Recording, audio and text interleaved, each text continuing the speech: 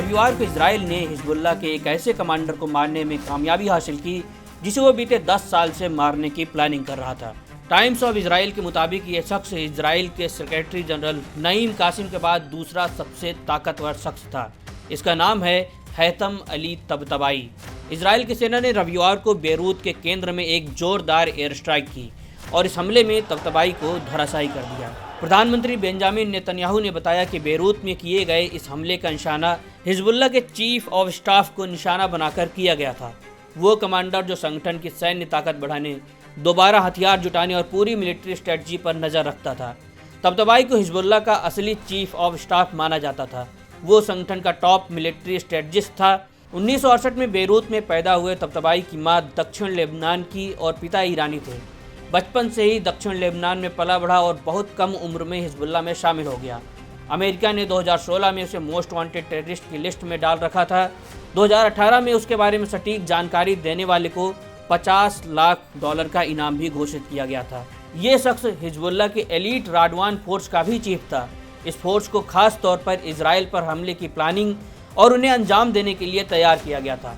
अमेरिकी विदेश विभाग के मुताबिक उसने सीरिया और यमन में भी हिजबुल्लाह के स्पेशल ऑपरेशंस की कमान संभाली। इजराइल ने 2015 में दक्षिणी सीरिया में उसे मारने की कोशिश की थी, लेकिन उस हमले में हिजबुल्लाह के बड़े नेता इमाद मुगन्निया का बेटा जिहाद मुगन्निया मारा गया था। तबतबाई नस्र, अजीज और बद्र यूनिट्स का भी इंचार्ज था। ये यूनिट्स सैदा से लेकर के दक्षिणी बॉर्डर और लिटानी नदी के दक्षिण तक सक्रिय थी। 2024 के अंत तक जब आईडीएफ ने हिजबुल्लाह की टॉप लीडरशिप का बड़ा हिस्सा साफ कर दिया, तबतबाई का कद और बढ़ गया। वो सीमा पार ऑपरेशंस, लॉजिस्टिक नेटवर्क और ईरान समर्थित मिलिशियाओं के साथ कोऑर्डिनेशन देखता था। नईम कासिम के बाद हिजबुल्लाह में सबसे पावरफुल शख्सियत बन चुका था। गोलान हाइट्स के पास हिजबुल्लाह का मिलिट्री इंफ्रास्ट्रक्चर खड़ा करने में भी उसका बड़ा रोल था। हमला इतना शक्तिशाली था कि लेबनान की हेल्थ मिनिस्ट्री के मुताबिक 5 लोग मारे गए और कम से कम 25 लोग घायल हो गए।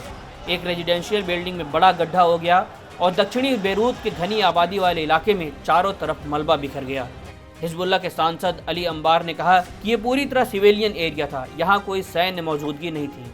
उसी दिन इसके पहले इजराइल ने बॉर्डर के शहर ऐता अल-शाब पर भी हमला किया था, जिसमें एक शख्स की मौत हुई थी। इस तरह इस हमले के साथ हिजबुल्लाह की कमान में एक और अहम कड़ी टूट गई। इजराइल के लिए ये लंबे समय से चला आ रहा लक्ष्य पूरा हुआ। वहीं हिजबुल्लाह के सामने फिर से अपनी लीडरशिप को दोबारा खड़ा करने की चुनौती आ गई। फिलहाल जंग जारी है और दोनों तरफ से अगले कदम का इंतजार है।